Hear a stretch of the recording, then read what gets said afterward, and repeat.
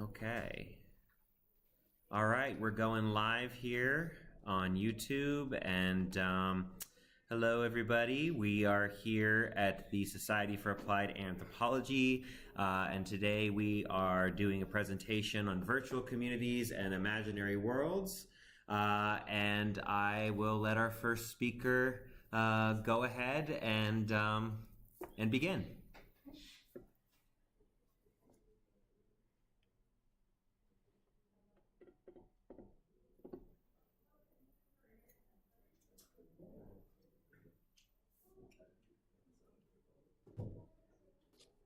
Right. Hello, everyone. Thank you all for coming. Could you move so I can see more of my slides? Yes. Or I guess maybe. Okay. Hello, everyone. Thank you all for coming. I'm Nichole. I'm an undergraduate researcher at Utah State University, and the research I am presenting is inside an online mega fan base. Who's behind hashtag trends that shape our world? This research was done independently under the supervision and mentorship of Dr. Bonnie Glass-Kaplan, a professor at Utah State University. So allow me to paint a scene for you. It's a late night in August 2021. You're watching Ted Lasso with your friends, season 2. Maybe you're crying a little bit, because it's quite emotional. And you get on Twitter just to see what's going on, check if there's any big news happening. And you see this. And you're shocked. You're stunned. Maybe it's the Ted Lasso making you have a bit more British spirit and patriotism. But you're stunned. This is the first time you're learning about this on Twitter. This is major news. How had you not heard this before? Was this just breaking? And so you go and you do a little bit of investigating to see what's going on. And you find this. And you're even more confused than you were before. So this is what happened to me during that month of August 2021. And what this was a fan, as you can see on the right, had made an offhanded joke about the Queen dying. And it was just a fan in this Minecraft fan community, but it snowballed among the other fans to the extent that it was trending in the top trends in the United States for anyone, including me, to see and be misinformed by this information. And as someone who had been in fan communities in the past, I was very intrigued to how this could happen to this extent of fandom. Because in past fandoms that I were in were on Tumblr or fan-based communities where we congregated, and not on social media for anyone to witness what we could do and promote. And so I was very intrigued, and I wanted to learn more about this fan community. And so that's what my research is. So I looked into the Minecraft fan community on Twitter.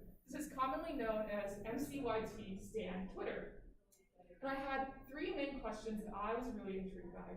I wanted to know what were they doing to participate and encourage this high participation rate, and how are they facilitating these interactions on a platform that's largely anonymous and worldwide? And how did all of this activity relate to this high trending rate? Because I was seeing them as I started looking every single day, at least once they had one trend that was getting out for anyone to see. And that's what I kept in mind as I did my research. And I know there might be some of you wondering why this might be important. There's a lot of discourse on digital anthropology right now, and whether it is a relative topic to what we need to explore. And I argue that it is extraordinarily important as our digital age is growing and growing, and the internet is becoming more and more widespread. Fandom is an amazing way for people to connect with others online who they can meet because they enjoy the same things. And I say that's a really important thing for us to look into. And also, just especially with this Minecraft stan community, what they did with tricking me that the Queen was dead is not an isolated incident. To give you some more examples, this picture right here, it is a fake picture. It is a joke that someone made a bit bitterly to kind of have the question of whether these fans could even trend a keyboard smash, which is when you just smash your keyboard to show elation or surprise, and it's just a bunch of jumbled letters. And how would you get that trending? Everyone matching the same jumbled letters. But then the fan base saw this, and they said, okay, we will. And they went and they trended it in the United States. But what's even more significant about this was this happened on January 6th, 2021. Wow. Hours before the insurrection. So leading into our Capitol's insurrection, you had this information spreading on Twitter, one of our major social media platforms. And in another instance, Cedar Rapids was trending back in 2020, and it was not because of Hillary Clinton specifically, but because of a content creator named Quackity. And he had made references to that Hillary Clinton video. And it was spreading among the fans as they were quoting him. And that went to the political side of Twitter, as they thought that's why it was trending. And it even reached, at the time, our president, Donald Trump, tweeted this not long after it started trending, talking about the conservative hiding on Twitter and how they have false trends spreading. And this caused a lot of chaos in the fandom. This goes to show that even the president can be reached by this fandom because of the platform they're using. And it made me wonder, just in a larger sense, in the future of this kind of research, how can these fandoms like Minecraft and Twitter affect the spread of information to those outside of the community? Because the platform they use on Twitter allows them to so easily. It's all about spreading information on Twitter. And so I'm sure some of you already might be confused by some of the words I'm using. It's a completely new jargon, and when I first got into this, I was shocked. I found a language barrier. I had no idea what was going on. So this is a very condensed little dictionary for you. I'm going to point out a few important terms that we have right now. The first one being stan. A stan is lingo for a very intensely devoted fan to a community. It's usually used as a negative term, but it's kind of been reclaimed by these self-proclaimed stans as a sort of unity into their fandom. And then Stan Twitter is a group of these stans that are located on Twitter. So you might think kind of like it's a fandom on Twitter, but it's a lot deeper than that, because when you're in Stan Twitter, you have an intense devotion not only to this person, but to promoting them through Twitter, and to creating these trends and to connecting with everyone you can possibly can on Twitter, more than you are just talking about the media and the content that you're a fan of. And another thing I really want to highlight is this idea of a parasocial relationship. So according to Michael G. White, what a parasocial relationship is when you have these what are called parasocial interactions, which are short exchanges that we all engage with when we engage with media, where we're watching this media intently and we're kind of having emotions that come from it. But when you get a relationship is when that interaction level persists outside of you actively consuming the media. It becomes a major part of your life. And the hard thing with parasocial relationships is they're known as being one-sided. So in the case of Minecraft fans, they know everything about this content creator. They know what they look like, they know their past, their history, what they like, what they don't like, who they're friends with. But this Minecraft creator doesn't know anything about them. There's no emotional connection on the other side. And it can lead to sometimes what's often wondered if they're unhealthy or healthy relationships. That's some really interesting future research I'm hoping will be explored, but that's just a context of what parasocial relationships could be. Another thing you might be wondering, a lot of background, but I want to make it clear for y'all. Minecraft came out in 2011, but the Stan Twitter did not exist until 2020. And there's two reasons for that. One is the COVID-19 lockdowns kind of encouraging people to go online, especially young people. And the second is this creation of a platform called the Dream SMP. And so what the Dream SMP is a server that is made up of 30 different popular content creators in Minecraft, so YouTubers, Twitch streamers. And they have this live roleplay, semi-scripted, semi-improv story that they tell on this platform as they interact with each other through the Minecraft platform with characters that they've made up. And it has been really nuanced in the way it came out, because not only could these fans watch this story be told, with the option of Twitch chats as they live stream, they could control the story. The content creator would ask their chat, should I do this or should I do this? And the fans could tell them and they would do it. And so it was really exciting and fans really loved this. It blew to the point, you can't really see it with this, but that YouTube video on the right there, that is a fan who made an animation and a little cartoon about the Dream SMP. And that fan now has 3 million subscribers on YouTube and averages 20 million views per video and has a career as a fan animator now. And below there, that is an anti-vax rally in the bottom right that happened in 2021 in the UK. And underneath the Trump flag that you can see in the middle, does anybody know what that flag is? I wouldn't think you would, because that is known as the L'Manberg flag. L'Manberg is a fictional country in the Dream SMP. Why was the L'Manberg flag at a Trump rally, you ask? It's not because the Dream SMP fans are anti-mask. On the contrary, they are actually very pro-mask, to the point when their content creators would be caught outside without masks, they would all change their profile pictures to have masks edited on them to shame the content creator. Wow. But what that is it's also known as the freedom flag. And so if you were to Google freedom flag right now, one of the top choices that would pop up on Google Images is that flag. And so not only is this fandom on Twitter, it's reaching beyond to the point where it's befuddling this anti-vaxxer, thinking he's protesting his freedom to be maskless, when in reality, he's protesting the freedom for an imaginary fictional country on Minecraft. And so what my research process is, I did daily participant observation inside this Minecraft YouTube fandom on Twitter over the span of 9 months. And it got really intense. When I first started doing it, I was like, okay, like 3 times a day I'll check in. And I quickly found that it was turning into 3 times an hour because of how invested I got. And I'll get into why that occurred, because I started to get really into the fandom as my participation increased. I also had semi-structured interviews with 5 key informants from all over the world. They were conducted 4 using video chat, 1 using it in person, and I had Twitter-based free response questions, and I also used ethnography techniques. And one thing I want to point out, with ethnography and it being a new emerging field, Sarah Ann Gatson, who's a sociologist at Texas A&M, notes that ethnography often uses mixed methods, especially qualitative mixed methods. And for this one, she said a lot of times is you will often go into autoethnographic work when you're doing ethnography, because with online spheres, anyone can become an insider often. As anthropologists, we often don't have that option, but anyone can join the Minecraft fan community. And so me, as the observer, could become an insider because I am someone who could join it if I wanted to. So that was a really interesting thing I found when I was doing my research and became quite important. So I wanted to clarify what Twitter free response questions are. Often I would just on Twitter kind of ask a question and get answers, but the best part was that people would ask the questions for me a lot of times. As a researcher, I was stoked about this. As curious about each other as I was of them. So that's kind of to clarify what that was. But as I was being in this participant observation field, I wanted to be in this stand. I wanted to be in this sphere, but I was using a personal Twitter account at first. And this was it. I only had 1 follower because a friend who found out about it. And I was getting no followers at all, even though I was following these fans. And I was having such a hard time because I just felt like I was an observer. And I was like a fly on the wall, and that was really frustrating me. But as I was doing my research, I found an article by Malik and Peter that did it on K-pop on Twitter. And what he recommended is that how these fans build their followings is they often take on what's called a fandom role. What a fandom role is, it's you are committing to produce a certain kind of content within this fandom, whether it's just fan tweets or it's fan art, and you are going to produce that, and it gives a person a reason to follow you because they would want to see it.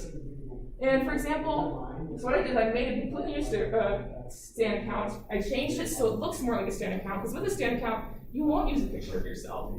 You're not going to include things about your real life. You're going to use pictures of your content creators or fan art. You're going to have things like who your favorite content creators are in your bio. You're going to have references to your content creators all over, because you've got to make it clear that you are a stan, and fellow stans should follow you.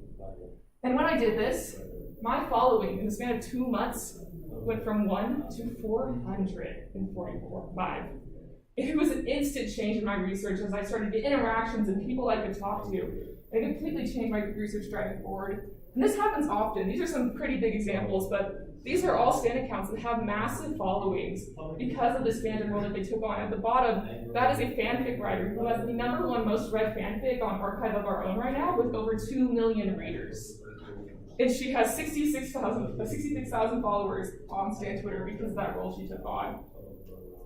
Another thing I kept finding that was really hard when I was trying to figure out what was going on is they use this system called sub-Twitters, because with Twitter, you have a cap on how much you can type in your tweet. And so sub-Twitter is a way of shorthanding who you like. So instead of saying, I like Dream and Snapnap and George and Crackety and Carl, you could say, I like DQ, something acronym that I can't remember, to really shorthand what that is.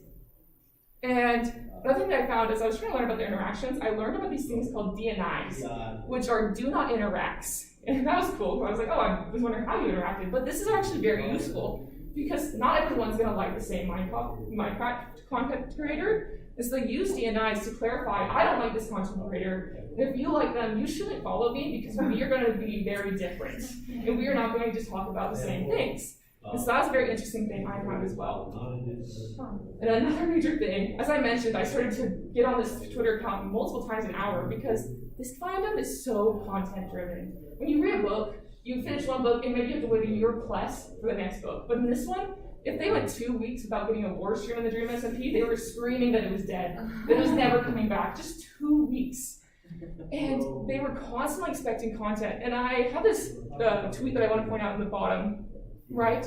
This idea of them leaving work to go to watch lore stream. This is not uncommon. I had 2 informants alone who had left school or work to watch a lore stream, because in their mind that was important to them. And so they risked monetary loss or educational loss or punishment solely to watch this lore stream. It is so important to them, and it was coming constantly, so they had to do it whenever it came up. So let's try to break this down in the sense of my questions, these interactions, this participation. How is this all happening? How is it relating to trends? And I found 3 emerging themes that I want to point out. The first thing are the organizational classification systems that they use. They use the sub-Twitters and the account roles. And so here I have a couple examples of people's bios. And if you can see in the bios, they have things like init Twitter, sleepy Twitter, bench Twitter. That means nothing to you, but it means something to me now. Because I can now know specifically that this person likes Tommy in it, and they also like Tommy in it with Rambo and Tubbo, and they also like Tommy in it with Wilbur, and so talking about Phil's Minecraft. And that's how they can just, because it's an anonymous platform, and you don't know who you're following at first, but you want to follow people who like what you like. And so they put these in their bio, so if I pull up their bio, it's my first impression to know, we are fans of the same thing, I should follow you, and it's a quick reason for me to follow and identify someone who's like me. And another thing that they do is they have multi-level interactions. And so you have like a collab between content creator and content creator. And that will give a lot of attention. These screenshots of trends that I saw, those were all when big content creator collabs happened. Fans were talking about it nonstop. And like any fandom, you're gonna have fans interacting with fans. That's what keeps any fandom alive. Because if you only have one fan alone in a fandom, it's not a fandom, there's no group. But what's unique about this fandom is they have content creator and fan interactions because of the platform Twitter. Because what these content creators can do is they can not only see the fan art that people are making for them, they can like it. They can have entire Twitter accounts dedicated to promoting their fans' art. And they can even at times, you see here, one content creator with 27 million subscribers spent a week playing a video game with fans that they could just join in a chat room and interact with them. And I just want to keep in mind, thinking about what that could do to a parasocial relationship and why it explains why these fans are so intense and devoted. Because it feels less one-sided when things like this happen. But they're extremely important for this fandom and its success. And the final thing I found was, of course, content creation was central to this fandom. And it could be anything from streams to fan fiction to updates on what's going on. But one thing I found really interesting when I was doing my research, I would ask these informants, tell me about the content in this fandom. And they would specifically tell me about this cycle of content creation. I had 4 out of 5, even though I didn't even know what this was, they told me about this. And so I went back and I asked my informants, can you draw out this cycle of content creation for me? What is this? And so this is a diagram that I compiled based on those diagrams they drew me, and it kind of explains how this cycle of content creation works. How the content created is first made by the content creator, and the fans are interacting with it, and maybe they'll make fan content. And that fan content will get attention from other people, and it can create more fans, it can grow the fan base, and it promotes the content creators' content, and that means money for the content creators so they can make more content. It's an endless cycle. And I also, as I looked at this, I saw where the other aspects, the organizational systems and the multi-level interactions fit in. I could see how as it grew, you need facilitation as for the growth, so you need to be organized. And all these interactions are happening on so many different levels within the cycle of content creation to promote the content. And I thought that was a really unique find that I found, just keeping this fandom alive and thriving on this platform. And of course, if this is the case of the content cycle of content, we should see it reflected in the trends. So these are the trends since January 1st to March 15th of this year. And as you can see, the vast majority of the things that they trended were the content creators' names. That makes sense. They're talking about a person, it'll trend. According to studies on how the Twitter algorithm works, it sees a trend based on the uniqueness of it and also a high volume in a short period of time. And another thing that I saw, you can see quotes from the CC or video and title streams. Those are all content-based. But some of them aren't as clear. Like fan reactions can be a lot of things that I'll show you in a second. And also, George's in Florida was a very unique thing that trended 3 times this past year and 6 times from the span of September to December last year. And sometimes the trends look like this. Frodo was trending because of this fandom. But if you were in Lord of the Rings and you got on Twitter, you probably were really excited, only to be really disappointed when you realized it was nothing to do with Lord of the Rings. Or Republican rats. That got a lot of people angry because they thought they were calling Republicans rats, when in reality they were talking about someone's dog who's a content creator.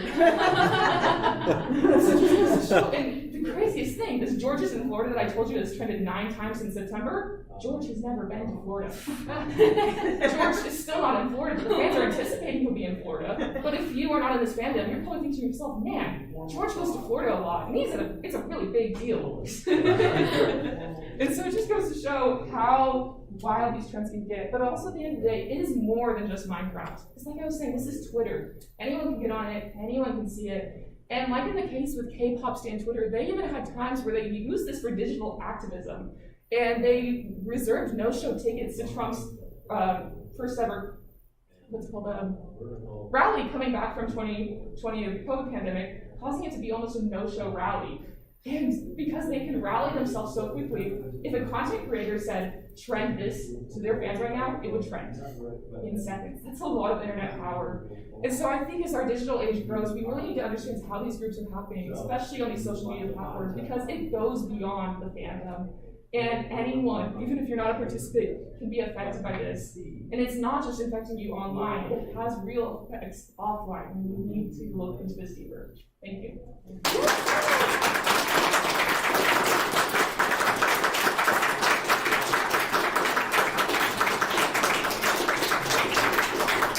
That was amazing. Great presentation. We have 8 minutes for questions until our next presentation. So how we're working this is we have about 20-minute presentations, then a few minutes for questions, and then essentially we have 30 minutes each, and then we have 15 minutes for just more general questions at the end. So a few minutes for questions here. Does anyone have questions for Nichole? In any of your interviews with your key informants, did they ever talk about the negative aspects of the fandom in terms of like maybe their mental health or their daily lives? Yeah, they did talk about it a little bit. Sometimes the fandom can get really toxic with whatever real things happening in it, but also there's a lot of what are called anti-stans, which are fans that do the exact same thing as these stans, but all fueled by hatred. And they will attack these stans for their love of this content creator. And so that could be, they mentioned that would be really hard on their mental health, but it was mainly talking about the positive, and the friends that they made in this fandom and the connections they made were really what they talked about the most. Excellent presentation. Yes. So with this internet power you're speaking of, with the content creators and the relationship and influence they have over these countless Twitter accounts, how does that correspond with cancel culture? Yeah, it is really interesting. So it's kind of a weird symbiotic relationship where the fans are intensely devoted to this content creator, but because of this cancel culture that we have been talking about in these spheres for a long time, whether or not it is real or not, it can really turn these content creators in seconds, where they can have what used to be their entire fan base all of a sudden cancel their career and end any aspect of them being on social media ever again. They can dox the content creator. They will send death threats to the content creators, even sometimes attempted attacks on the content creators. And so it is a very precarious relationship that can turn on a dime at any second. Thank you. Mm-hmm. This is a great presentation, by the way, and I like the parallels you made with the K-pop stands. Just curious, they seem to be using it in a way that Twitter isn't intending, getting things hashtag and then it's supposed to be politics, but it's now politics. Mm-hmm. Have they responded as a platform in any way? And are the communities responding again? Yeah, so what I found, it happened with K-pop stan Twitter, because they were the first stan Twitter really to take presence. But it was also happening with Minecraft, where the Twitter algorithm, they would specifically adjust it, so hoping that they wouldn't trend as often, that these content creators' names wouldn't trend.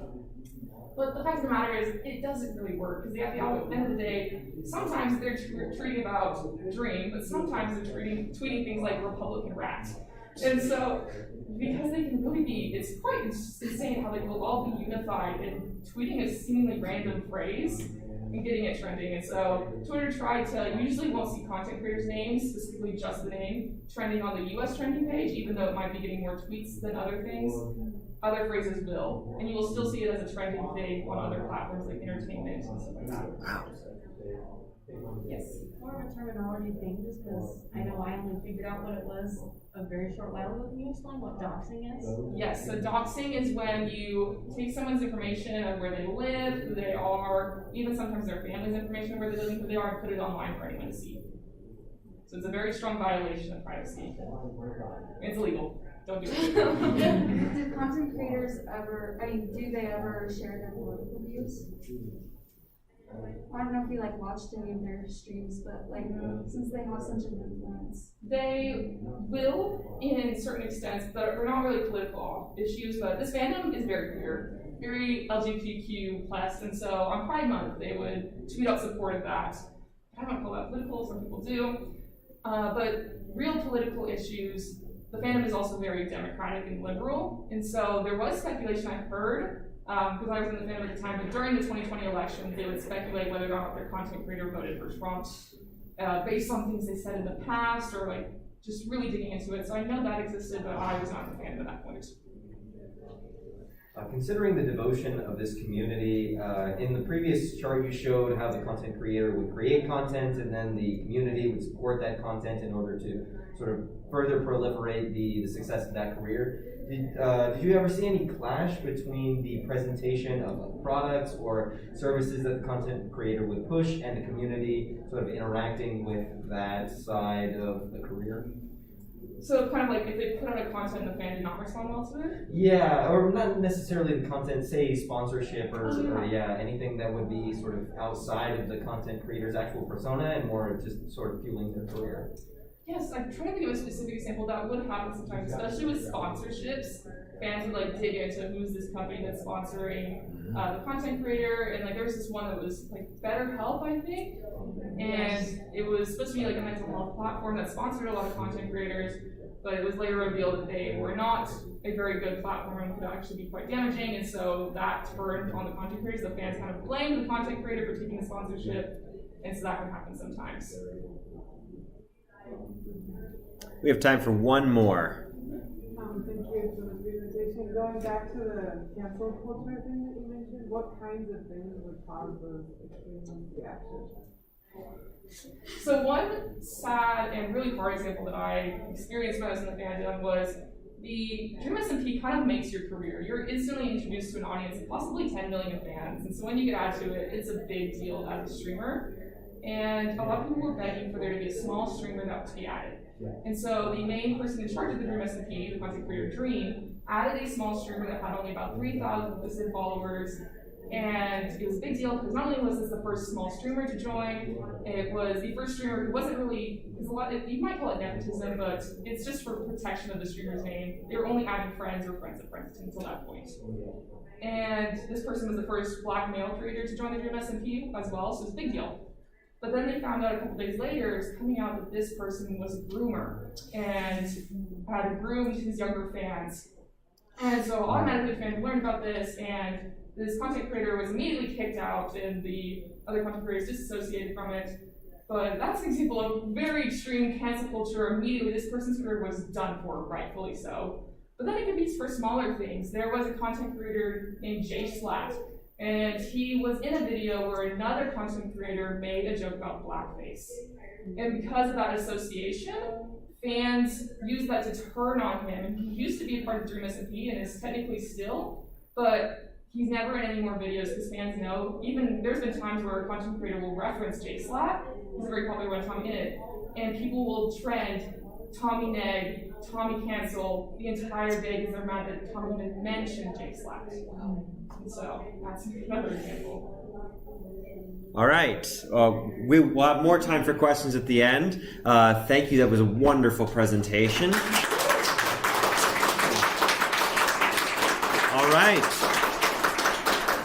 And Michelle, you're up, so you can feel free to just begin sharing your screen whenever you'd like. Great. I will do that now then.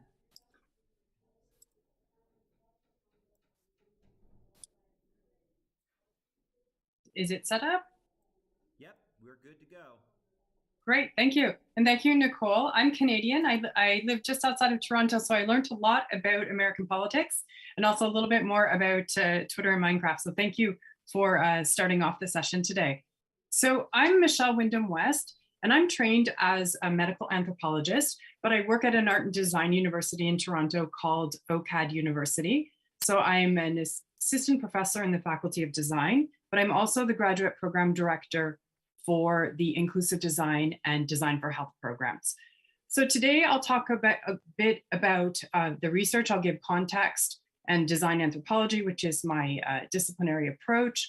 I'll talk about the digital arts-based approaches that we used, and the methodological reflections, the theoretical framework I have for this, and participants' examples of creativity, uncertainty, and future making, and how this provides material agency provides a record for change. And sorry, I forgot to give you the title of my talk.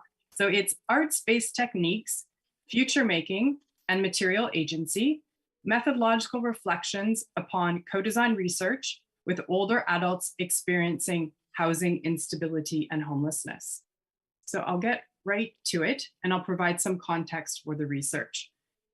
By 2030, the number of older adults in Canada will increase to more than 9.5 million, and therefore account for almost a quarter of the Canadian population. This increase, as well as a strained healthcare system, will produce several challenges, including housing instability and funding infrastructure to care for an aging population. Such issues will have a profound effect on the experiences of older adults and their ability to age successfully in community. So in Hamilton, Ontario, which is where I live, it's a city of 550,000 people outside of Toronto. It's considered within commuting distance. We are already seeing these issues emerge via rapid urban change. So due to gentrification and landlord strategies, which include raising the cost of rent, leaving units in disrepair, and offering cash incentives for tenants to move, this has led to displacement, housing instability, and homelessness for older adults. So as a result of the increasing housing instability and homelessness, and what was interesting that we found in our research was that homelessness was occurring for the first time as a senior. So it wasn't a presentation of homelessness over a life cycle. So this is a new phenomenon that we're seeing here in Canada, that seniors are becoming homeless for the first time. So as a result of the increasing housing instability and homelessness among low-income older adults in Canada, we've undertaken a two-part research process in order to redesign housing and support systems to facilitate aging in community. So the framework that I use is design anthropology, and this guides the research, although it has an equity frame and not a business focus. Design anthropology focuses upon experience-based design principles, which is achieved by, and this is a quote, rigorously understanding everyday use and experience, and to connect that understanding to objectives relating to the making of products, services, and programming, as well as informing policy formation processes. In short, design anthropology encourages, and this is another quote, impact, applied public, and engaged scholarship, which addresses social inequalities, disadvantage, and marginalization. Design anthropology is similar to design sociology in that it, this is a quote from Deborah Lupton, inspires creative thinking, not only for sociologists or anthropologists in this case, but also for people, groups, or organizations outside academia who take part in their research, developing the multiple vantage points, new ways of telling and showing, and imaginative responses. End of quote. So our co-design research has taken two parts. The first part was, which has already been completed, a year-long ethnographic study using digital arts-based methods to understand the housing instability and homelessness experiences of low-income older adults. And then the second phase, which I'm currently just getting off the ground, is to map the connections between housing, supports, and aging in community for low-income older adults by co-designing two particular types of journey maps. So the first type is a journey map which will chart current housing and support pathways. And the second is a journey map which will outline the older adults' future aspirations for housing and support pathways, which will include housing and transit and local amenities, which will be helpful for themselves and their families to age in community. We're also in the midst of considering how these data can be best designed and visualized to inform policymaking. So as I mentioned, this part of the research is currently underway. So this particular presentation will talk about what we found in the first phase of the research. So in the first phase, participants were given electronic tablets to record their photos, videos, and written diaries of their housing, instability, and homelessness experiences. And they also took part in individual, semi-structured interviews and participant observation in community-based settings. So each data collection point focused upon capturing participant touch points in their housing journeys. These methodological techniques provided contextualized accounts of the effects of a rapidly changing housing environment on low-income older adults' health, well-being, and ability to age in community. They also provided an appropriate platform for collecting the sensitive and difficult to discuss lived experiences of participants and their various pathways into housing instability, which did include domestic violence. Moreover, these approaches attempt to lessen the researched power imbalance by giving participants control over which data are collected and when. And what was interesting with this, using the arts-based approach, which we hadn't considered before when we started the research, is that, and this took place over a year and a half, we were interrupted by COVID, and we were very fortunate in the sense that a lot of the older adults had the tablets when we went into the first lockdown. So I have COVID diaries, which is a great source of data. But we noticed coming from their tablets and the interviews, which we switched to phone interviews, was a sense of hope and a strong desire to envision a future when participants took part in this arts-based research, despite the really difficult circumstances they were in, which comprises of aging while being homeless or experiencing housing instability. So we had to take a pause between the first phase and the second phase, partially because of COVID. So this actually ended up being a blessing in disguise and allowed us to reflect a little bit upon our methods and how the arts-based approaches situate themselves within the co-design process. So there's a question that I've been mulling over, and I'm in the midst of writing an article, so this paper is part of that preparation. So the question that we've been mulling over is, how are participant stories creatively shaped within spaces of arts-based research, and how do arts-based approaches influence or unleash future making and material agency? So I'll provide a little bit of a theoretical backdrop to this thought process that I'm going through, and then a few participant examples, and then I will close up the presentation. So in an attempt to answer this question, I draw upon anthropology's engagement with material agency and science and technology's usage of actor network theory. We define material agency as the process through which, and this is a quote, the emotional and sensual side of engagement with material artifacts in everyday life has a generative capacity to organize individual memory and collective actions, end of quote. However, we understand material agency to be both a process and a product. And I think this is an important perspective. So studying materiality, but also the material agency of things. Our research contributes to the methodological study of material agency, something which scholars have noticed requires attention.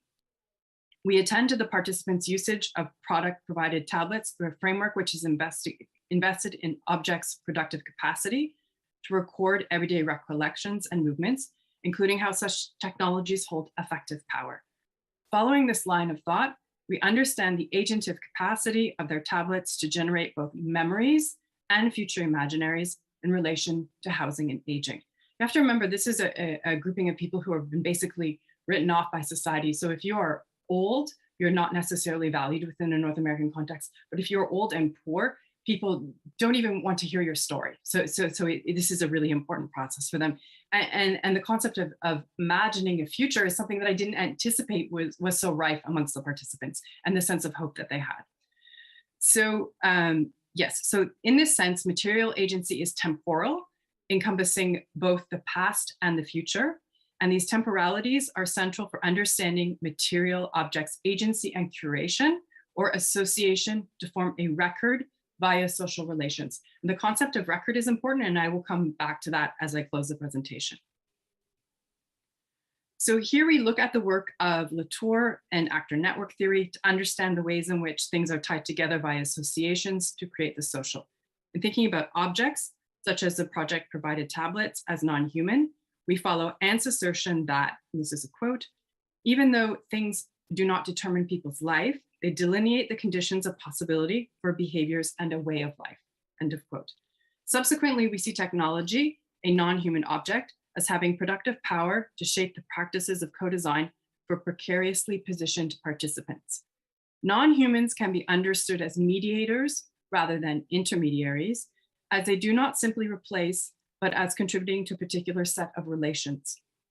In weaving together different relations, including participant narratives and tablet photographs, diary entries, and screenshots, we understand them to be the product of influence, block, render possible, or forbid. Within this context, the material agency of tablets engages in practices of future making and their assemblage of a social record for participants. Wing and Lam, who conducted a co-design project with children in Denmark to redesign public spaces with their input, use the concept matters of concern to attend to how co-design can result in a more inclusive process in designing user-friendly futures.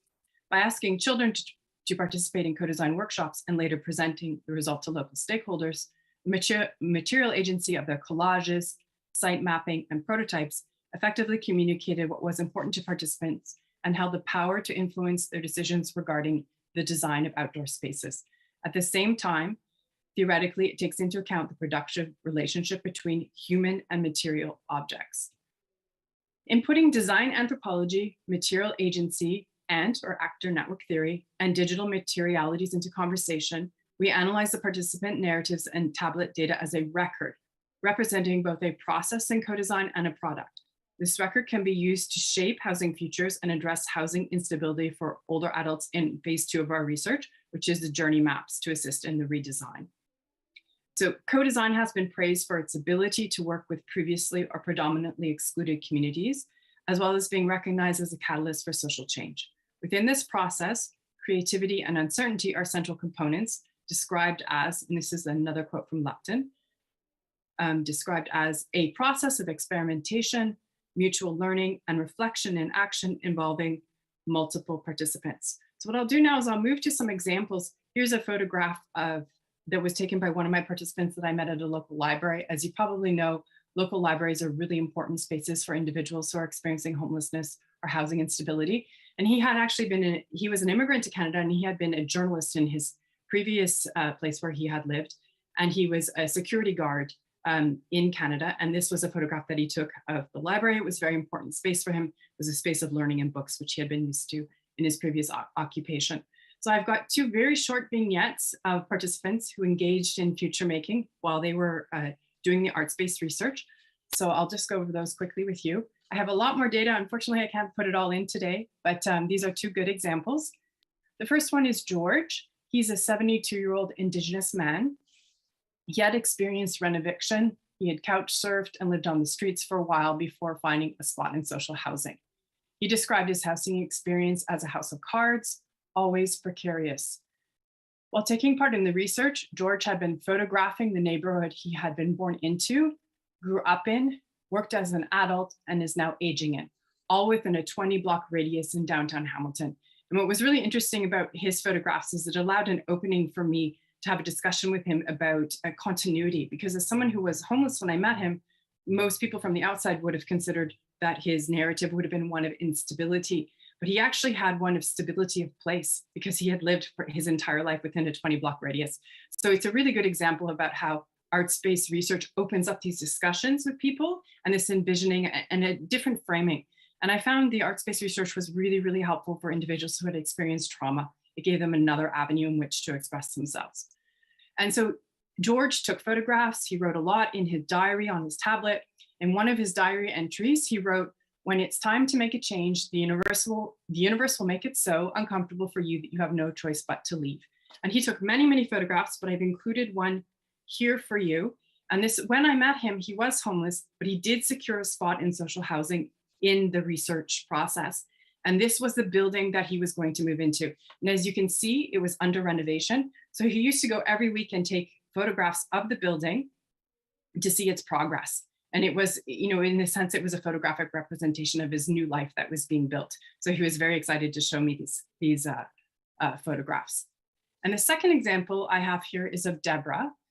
So she's another example of housing precariousness. She had survived an abusive ex-husband. She divorced. She entered the workforce after having been married for a very long period of time. She credits her strong Christian faith and relationship to God for helping her get through these experiences. In the project provided tablet, she took a series of photographs of her environment, but she also interestingly downloaded Pinterest photos. I'm not that big of an internet person, but it was interesting to see what she downloaded. And and I'll show there in the next slide, she had downloaded pictures of homes. So these were really what I would consider aspirational homes for her. So even though she had been someone who had been middle class whilst married, owned a home, then had lived in precarious housing in rentals, which were getting more and more expensive. So it was much harder to hold onto those homes. And then she'd finally secured a spot in social housing, which was a great relief for her. But she still had these aspirations of where she might live. So she's in her 70s. So she downloaded many photographs of homes, and I would consider these aspirational. So I'll show these to you.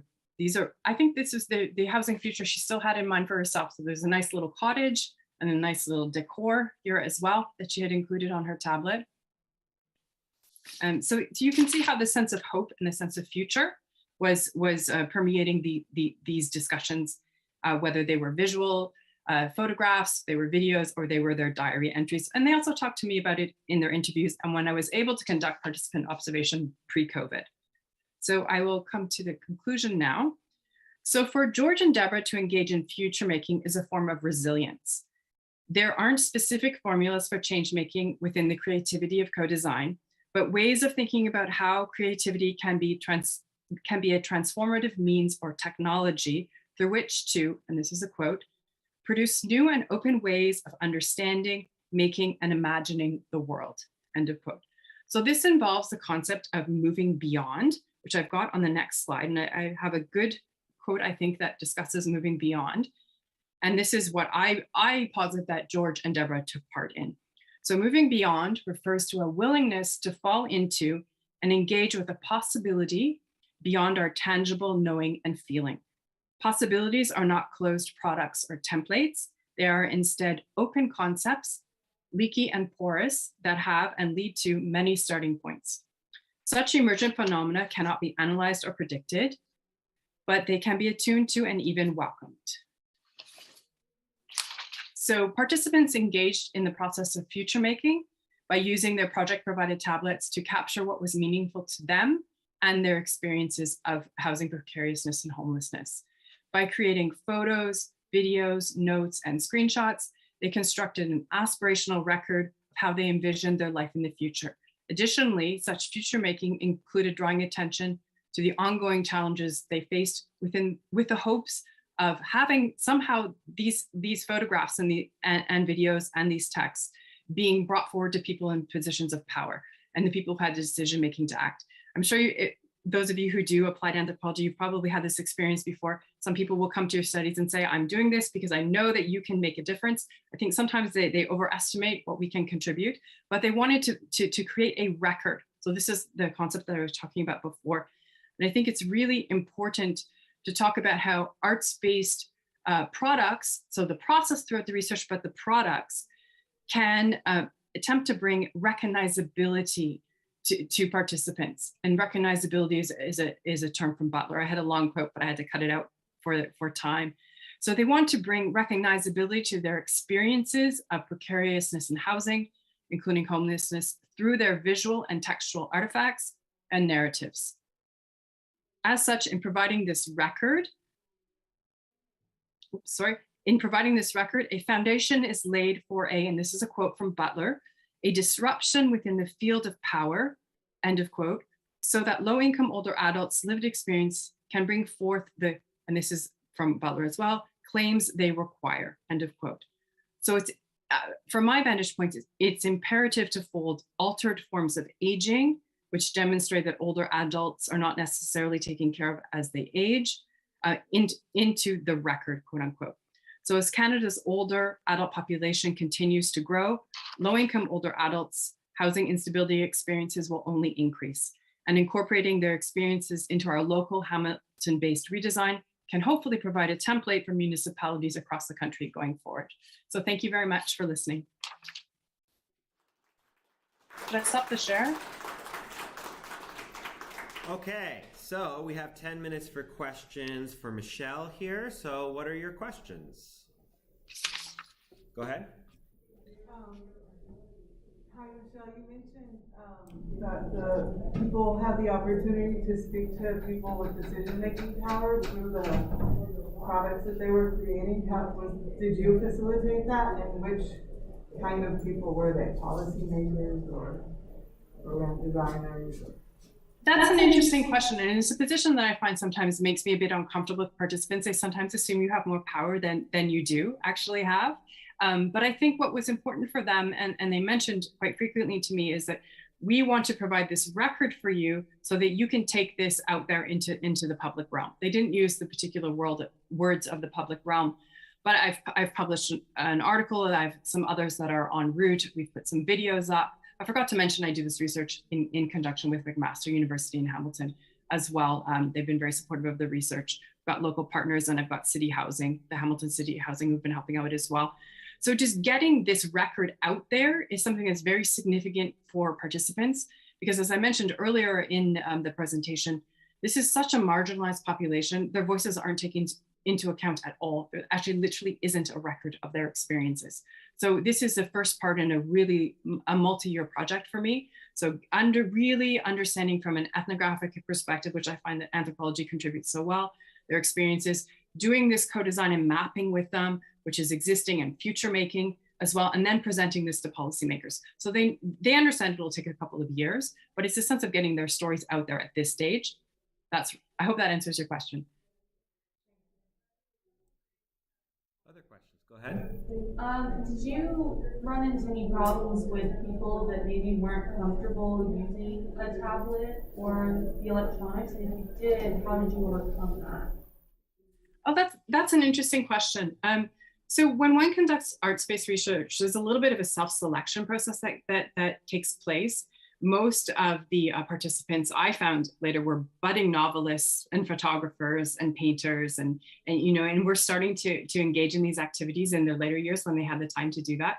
So they were really keen to use the tablets. That being said, there were some older adults who were much more familiar with technology, actually much more familiar than I am, to be honest with you. They were quite whizzes with technology. So they would help out the other participants who weren't as proficient. But I did have iPads, and pre-lockdown, I did have sessions with them on Saturday afternoons of how to use them. But I found that their colleagues really helped out. Other questions? And personally, Michelle, your research reminded me a little bit of my own graduate research, which was on a social justice theater troupe, which essentially gave people the opportunity to speak, tell their own stories on stage. They didn't use actors; they used community members. So it's just another art space essentially that allows representation. So, what were some of the barriers that you kind of ran into when you were in the selection process of participants? Because you talked about the self-selection process. Did you feel like you were able to get kind of a wide breadth of the demographics in your research? That's a really good question. I think there's two parts to that question. I had first been told that I wouldn't get a very diverse sample because there wasn't diversity amongst the older adults in Hamilton. It's a former steel town, and it's really been undergoing a lot of economic change. But I actually found I got quite a large amount of diversity, which I was really pleased for. But I think what the barrier for me is it would have been a much larger study if COVID hadn't happened. So I would go to the public library and put my posters up and go to sessions for older adults, whether it was a technology learning session, and do my spiel at the beginning. And I went into social housing when they would have mealtime, when they have special events, and that's how I recruited. And it was actually quite successful. Going in person makes a big difference. But then when COVID hit, I was lucky that participants had their tablets and I had a decent number. But if COVID hadn't hit, I'm sure it would have been a much larger study. And I would have liked to have a greater range of housing situations. So most of the participants lived in social housing. Some of them were homeless, and some of them were in market rentals. I got very few people in market rentals, and the majority of low-income older adults live in market rentals. So it would have been nice to have had that representation. But hopefully we'll be able to do this next time. Did you have any interesting insights on the impact of homelessness with COVID as a result of doing this research? Well, yes, made it worse, obviously. Yeah, definitely. Yeah, absolutely. Yeah, and there's an article that I'm just doing revisions for right now. And one of the things that in the COVID diaries, as I call them, on the tablets that I retrieved when it was safe to do so after the participants had had them for about 9 months of the first lockdown, was that social isolation became even more acute, as you can imagine. Luckily, none of the participants actually got COVID, but that was because they were too terrified to go anywhere, So they wore masks, they were vaccinated, but they just didn't circulate in society unless they had to, because the risk levels were so high for them being at the ages that they were. Yes, so that came out in their narratives as a result of COVID. Excellent, thank you. Oh, we have another question? I found one thing interesting, how you were talking about participants using both the digital to record the present or the past, as well as a future making. Did you see any balance between, not necessarily balance, but a difference in contrast with how they would use it toward the present in terms of their current situation versus in terms of how they used it for the future making, if that makes any sense? No, I think that does make sense. What I had to do is, in terms of creating research outputs in the articles, I had to parse them out. So, because it was so important to get their stories of the precariousness, which I define as the lived experience of being precarious. So the precariousness, that was so important to get out there, and I felt a responsibility to the participants. So I've published that. So I've published much more about their current situation, so the precariousness and the lived experience of that, for advocacy reasons and hoping to engender policy change.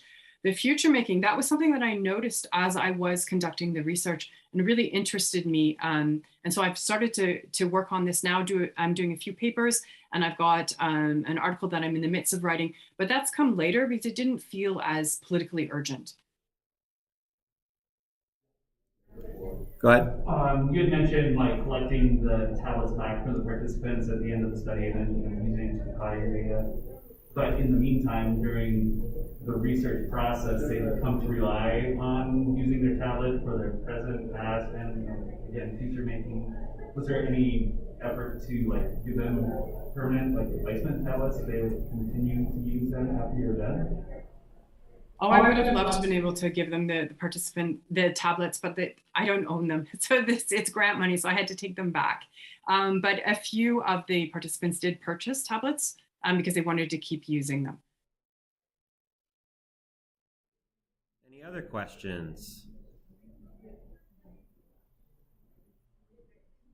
Okay, and again, we'll have a little more time for questions at the end for all of our presentations. Thank you so much, Michelle. That was a wonderful presentation. We appreciate you for sharing your knowledge. Okay, I guess that leaves the next presentation to me. And my name's Michael Kilman. I am a lecturer at the University of Colorado at Denver. And a lot of my work has lately surrounded fictional world building. So the most important point here is how and what we imagine is super important. And if we look at some of the anthropological literature, how we represent particular social classes, individual, races, religion, genders, all this stuff over a long period is where we kind of get this understanding in kind of our wider cultural body of knowledge of how to interpret things. And an anthropologist by the name of Benson talks about the concept of faciality. And faciality is how we socially construct faces. What kind of faces, are attributed to different kinds of statuses and personalities. And so, for example, in Benson's work, he works on the structural violence of farm workers. And so he's looking at, who is an immigrant? So if you close your eyes and you think of undocumented immigrant, a certain kind of face will pop into your mind that is essentially kind of a social configuration over the long period, right? Or if you could do this with anyone. You could do it with a CEO. You could do it with a religious leader. Certain kinds of people who are particular, change makers or influencers or important individuals in society, or even, oppressed individuals. We have various kinds of images of people, how they carry themselves through the world as a result of long-term portrayals. So, you know, when we're talking about fiction, that also can make a difference in how we imagine not only people in the present, but also how we imagine the future. And to just kind of situate my research a little bit, I was just mentioning it here in the Q&A with Nichole. I worked with the Romero Theater Troupe, which is a social justice theater troupe, and essentially what they do is they interrupt a lot of these dominant media narratives in the local community sphere, and you know, if you're curious, you can check out the film on my master's thesis on YouTube for free, Unbound: The Story of the Romero Theater Troupe. But essentially, what I found is that by people creating a space to contrast these narratives, it allows for all kinds of new avenues of community power, and also in a lot of the ways the Romero Troupe also engages in things like activism as well. They're a very important part of activism within the Denver sphere, and they kind of built these kind of networks of communities for combating a lot of the narratives in mainstream media. So, but then I'm a science fiction writer, and I just have always loved science fiction and fantasy and horror and all kinds of speculative fiction recently. So I started really thinking about this from an anthropological perspective. So why fiction? So, you know, one of the things about reading fiction is we're often engaging in empathy. We're often engaging in setting ourselves aside and putting ourselves in this new space. And fiction done well can allow us to really understand a different way of knowing or a different way of thinking. And of course, this also relates back to kind of Victor Turner's ideas of liminality, this, you know, the state where individuals are pulled out of the normal state of things, and then suddenly they have the possibility for transformation or a radical change in their social status or class. And if you think about it, when you're using your imagination and you're visiting a fictional world, you're putting yourself in a liminal state. And there is the possibility for you to transform yourself by reading this completely different experience. Of course, fiction can also reinforce dominant narratives just as much as it can radically change them. So, you know, and of course, another important thing to consider is when you're reading a fictional world, you're often less likely to be defensive about your biases and your norms and all these other things than you are if someone is trying to confront you directly about social issues and social harm and you know, all kinds of things, right? Your assumptions. You often voluntarily in fiction put your assumptions aside so that you can engage with the story in the world. But of course, bad fiction, poor world building also leads to all kinds of really gross problems. And these memes up here are taken from white supremacist websites where they often use a lot of fictional images to reinforce their dominant ideologies, right? So in particular, you see a lot of things about, you know, Orc Lives Matter, right? Obviously referencing the Black Lives Matter movement, you know, to kind of demonize the Black community. Or you see a lot, in particular, you see a lot of memes about these evil Muslim invaders, right? And you see these orcs. And you know, and another note here, that little book in the corner there, The Old Iron Dream, is an article, or it's kind of a very long essay that I assign when I'm teaching anthropology and science fiction, and it's about the history of white supremacy within the science fiction sphere. And really the book culminates with a whole controversy, which you may or may not know about, with N.K. Jemisin, who is the only person in history to have won 3 Hugo Awards in a row, and there's a whole organization of white supremacist organizations called the Sad Puppies and the Rabid Puppies, and there's all this really complex stuff surrounding these different groups that are organized to essentially disenfranchise N.K. Jemisin and other women within the science fiction awards community, the Nebulas, the Hugos, all these kinds of things, right? And so that book is a really good kind of segue into understanding the long-standing complexities with all of these older science fiction writers. But Tolkien has a big problem, and he's the orc problem. And you'll hear this a lot, and I spent a lot of time at Comic-Cons as a sci-fi writer. You know, for all the wonderful and amazing things Tolkien did, you know, he's still very much a man of his time. And he also, you know, while he spent all this effort and pioneered world building in the way that we think of it now, he really doesn't give any agency to the orcs. They're not even a culture. They're just kind of this malevolent force that spills over in the world and consumes everything. There's no mention of the fact that they're slaves. They're essentially created to be slaves. And to be able to wage war, to have language, naturally these orcs would have a culture. They would have agency in a real scenario. But instead, they're just this really malevolent force that just destroys everything. I mean, they even eat each other when there's the possibility, right? They're just murder and just pillage and everything. There's no stopping them. And so instead of giving them the legitimate critiques and agency, you see this. And then, of course, how we imagine in our fiction then reflects on how we engage with the world, right? And so, me and my co-author, who couldn't be here, Kyra Wellstrom, and that's her in the picture. We had a lot of conversations about this over the course of about a year about how we read, because both of us read tons and tons of science fiction. She's a tabletop gamer, and one of the things recently has happened with tabletop gaming with D&D, if you don't know, is traditionally they had evil races. They had certain kinds of groups or certain races within their world that were just everyone is evil. You can't have a good orc, for example. And recently they abolished that in 2020 during the pandemic. They announced there will no longer be evil races. We're not doing that anymore. We recognize the problematic nature of how that reflects on society, on this kind of implicit assumption that some races are all bad, right? So they got rid of this particular idea. But we were talking about this over 2018 and 2019, and then we ultimately decided to write a book together. And the book is called Build Better Worlds, An Introduction to Anthropology for Game Designers, Fiction Writers, and Filmmakers.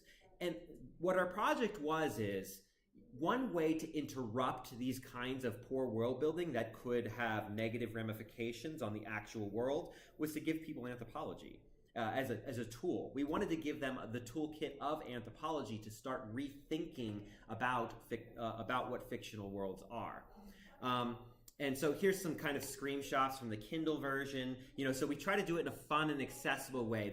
So we have two versions of the book, and I'll talk about the textbook in a moment. This is the commercial book. The commercial book is essentially like a 10th grade level. We removed a lot of the academic jargon, made it more accessible for anyone, at a high school level, reading level, essentially. And we tried to make it fun, right? So we have a whole chapter on monsters. Why do cultures and society construct monsters? How does that reflect norms, purity? We brought in things like Mary Douglas into there. And so you're getting all kinds of stuff. We also drew on David Gilmour's wonderful book on essentially the anthropology of monsters. If you haven't read it, it's really fascinating. And then, of course, you see, over here, you have pictures of, speculative, race done wrong and speculative fiction. We also have a chapter that includes traditional ecological knowledge, indigenous science. We also have a section on real magic, like real magical system, looking at, the classic anthropology of magic versus fictional magic systems and how those contrast. And so we did a lot of stuff to try to really, there's so many nerdy references in there, so many. So we really tried to make it open and accessible to as many people as possible. And one of the ways we did that is at the end of every chapter, you see up in the far left corner here at the top, we bullet point every chapter. So you might read these chapters, and even if you don't grasp all the concepts, you still at the end of each chapter, in each segment, chapters on race, chapters on economics, chapters on kinship. There's a quick bullet point list for you to start thinking about your fictional world. So some examples here, what are the primary methods your society uses to acquire energy? Remember that everything boils down to the problem of energy, even food. What commodities are important to your fictional worlds? What conflicts might they create? How possible is social mobility in world? And so each chapter has a series of questions with different topics in anthropology to essentially give them that toolkit. And at the center of this whole thing was a model that I kind of accidentally one day created in class, and then Kyra helped me to kind of refine this model, and we call it the 3 C's. And the 3 C's is not just useful for fictional world building, but in fact I gave a TED talk on this last September about how you can use it to understand others. And it's just a real simple model. Obviously there's not too much nuance on it until you really start thinking about it, but the 3 C's are you're contextual, you have a context, right? So context is the first C. And the context is the cultural system which you are born into, which you are enculturated into, or perhaps you migrate into. It's the complexities of the cultural system in which you are embedded throughout the course of your life. The second one is conditions. What are the conditions, your conditions of your life within that given system, right? And I often talk about in class, we can look at this as an entire city block, for example. Let's take a city block in New York in somewhere, right? And you can look and you can see, yes, there's a kind of New York culture overall, that's the contextual system, but each member living on that block has a different series of life conditions, right? They perhaps have different religions, they have different economic access, they have, different sexualities or genders or various other things, right? And so your conditions is your status within the given context of the cultural system, within the society. And then the last one is the choices. You can better understand people's choices. You're never going to understand everything, but you can better understand people's choices if you take the time to learn about the cultural context and the conditions of their life. So for writing characters, this is great for backstory, right? Because you have the cultural world that you built overall, but what was the experience growing up for this character? What kind of things, what kind of trauma did they experience? Or did they even experience much trauma? Perhaps they were totally privileged. And so using these models, you can start to think about how all these things are social. And that's kind of the point of the book, is you're not so much an individual, and neither are your characters. You're a product of so much outside influence, and you don't even realize it. Because, for example, how can you make a choice that you don't even know exists? So if your character never even, and this is a really great way to clash characters, right? You have characters from different systems, and they have choices for one that were not even possible or even conceivable in another.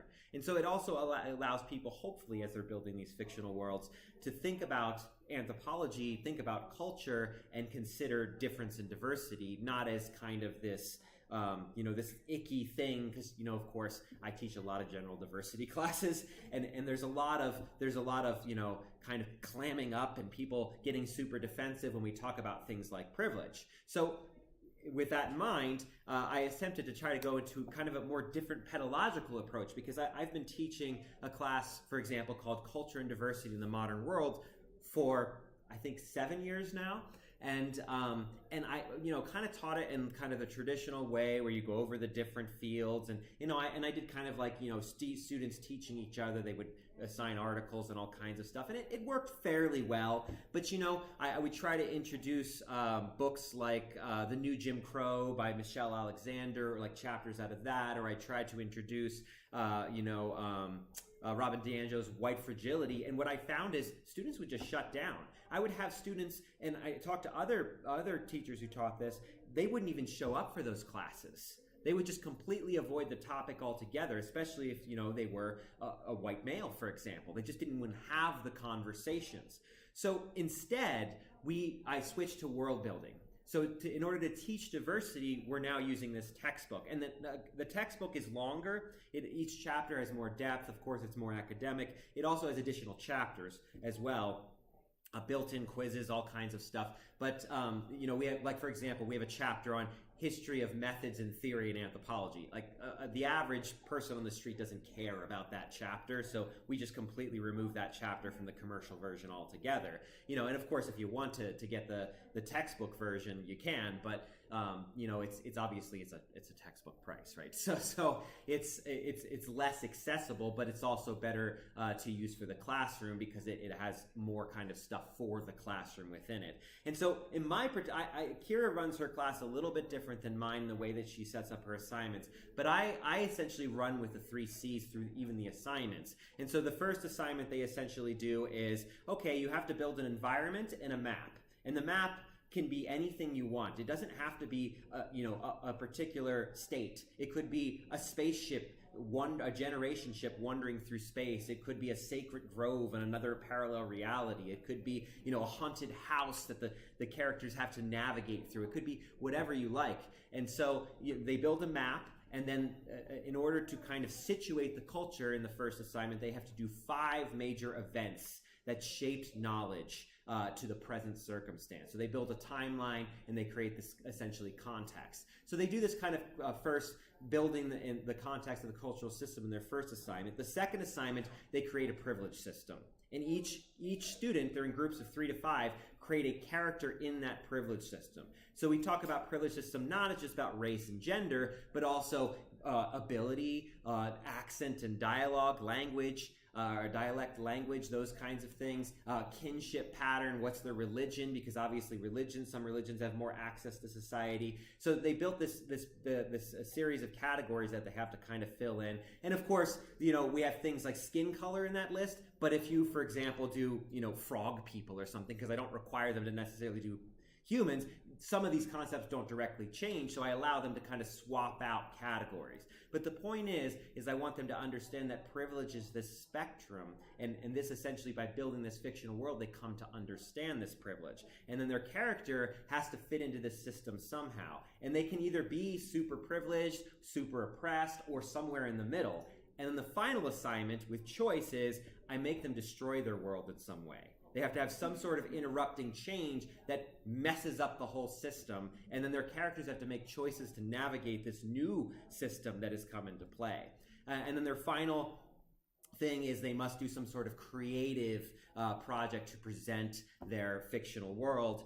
And I've gotten some really amazing things. They have to do a short overview of what their world is, a 3 to 5 minute overview to just explain what does their world look like. And then they can do something creative. And it's required that they do something interesting and different that's not just, a straight up presentation on PowerPoint or something. So I've had everything from, and I tell them to use their majors. So I've had like an animation and a music production major in one group. They worked together they made these crab people, and they had a ritualistic shamanic dance of the crab person with this original music that they also created as well, right? So you can get I've seen brochures. I had a really hilarious brochure. It was like, do not come to our world, but if you absolutely must, these are the things that will kill you. I mean, it was just, really great and fun stuff. I've had, people create original recipes for fictional worlds. I've had journals of the big change of these characters, like they would do a couple of entries before everything went to hell, and then a couple of entries after they went to hell. So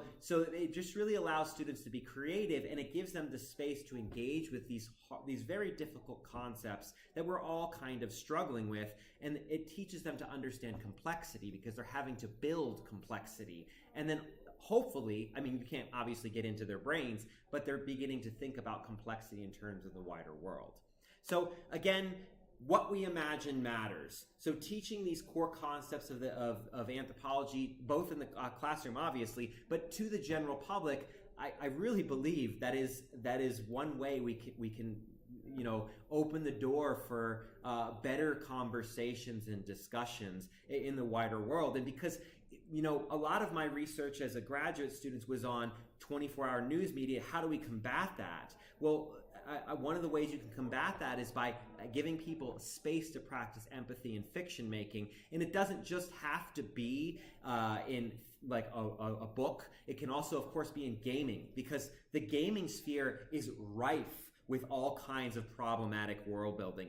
Even just lazy stuff, not even necessarily oppressive stuff, but there's plenty of sexist stuff going on, transphobia going on, racism going on in a lot of the gaming communities. And they're starting to address these things, but how much more powerful it is if a narrative designer of these games and myths and stories in these fictional worlds that are interactive spaces had a little anthropological knowledge. So I really think that by building better fictional worlds, we'll actually build a better real world.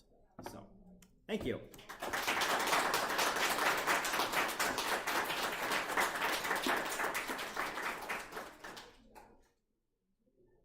Okay.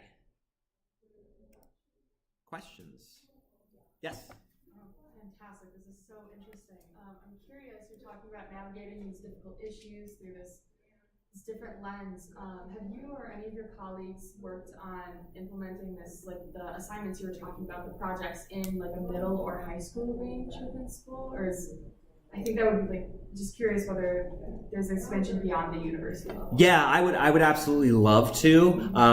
This is still pretty new. I mean, the book, the commercial version came out in February of 2021, so really just a year ago. The textbook version came out first. It came out in, was it June? June of 2020. So right in the middle of the pandemic. So there was a lot of really also tinkering with trying to figure out what worked and what didn't in the classroom. And my initial first assignments was everyone builds their own fictional world. And I realized, well, that was a big ask. So I started putting them in groups. And also, you get kind of interesting group dynamics as well, because, not every student gets along. And I'm like, well, you guys, you're in a diversity class. Part of getting along, or part of this whole diversity lesson, is learning to get along. But yeah, I would absolutely love to integrate this more with high school. And I've been kind of trying to propose to Comic-Cons that we hold world building workshops that use these kinds of models. That's a several hour workshop, not just like a 45-minute panel. I've been on many 45-minute panels at Comic-Cons. And while you can do a lot in 45 minutes, you can't get into so much depth and nuance. I mean, even in a couple of hours, you can't get into the level. But yeah, I think it would be a really great tool to use to teach, a high school, and also just like a high school creative writing class. It would be just really fun. And we tried to make the book not just focused on anthropology. Even the textbook, we tried to make it more accessible. Even, I mean, of course, you have theory and methods in anthropology and stuff, but we tried to make it accessible to other disciplines outside anthropology as well, and very specifically creative writing, because we just really wanted people to be able to read it and consider the toolkit, essentially. Thank you. Excellent talk, is really fascinating. So I've recently heard of things like Earthseed communities being formed, inspired by Octavia Butler's novel. Interesting. And I was wondering if you have heard of anything. I don't know much about it, but I wonder if you've heard of anything like that, or any actual real-world community experiments based on science fictional representations, and whether or not you have what you think about that as a potential for solving or creating. So I hadn't heard of the Earthseed stuff, and I'm definitely going to have to investigate that. I had heard of people using Ayn Rand's models to try to build libertarian things, and how horrible they went. Like there was one in Peru I was reading about that actually they ended up like murdering each other and stuff. So, so I have heard of people trying to do that. And of course, I mean, what is Facebook doing? They're taking William Gibson stuff, which William Gibson is not happy about. So you see a lot of these things where, of course, and in Star Trek, how much of our technology has been inspired by Star Trek? Right. So you really see all these, you don't necessarily, I haven't necessarily read about communities. I would definitely check out that Earthseed stuff, but we see our fiction overlapping all the time. I mean, how much of our culture has like Harry Potter all around it, right? Which is obviously, there's a lot of debate and anger with her, not just from the trans community, but also the indigenous community. They were really pissed about what she did with Native American culture, where she just essentially appropriated it. So you see all of these back and forth kind of connections between fictional worlds and the real world all over the place. Yeah. Go ahead. Sorry. I did have a question about the in-class activities that you use around this. At the end, do you have like a reflection assignment where they because so much of world building is taking what we already know about the real world and just twisting it to a new way of thinking, and applying that to other worlds, realities, dimensions. But can they take those same concepts and bring it back to their own world? And do you have any assignments like that to kind of see if they are applying it back?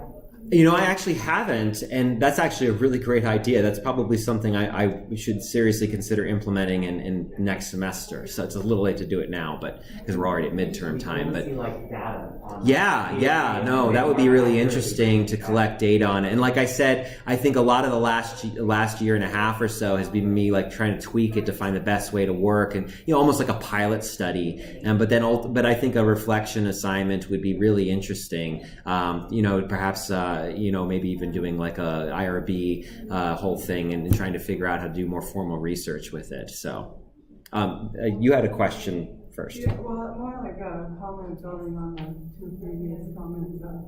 One, I had a similar question about high school, and I'd be interested if anyone wants to think about applying it, perhaps, to be in touch about that at the high school level.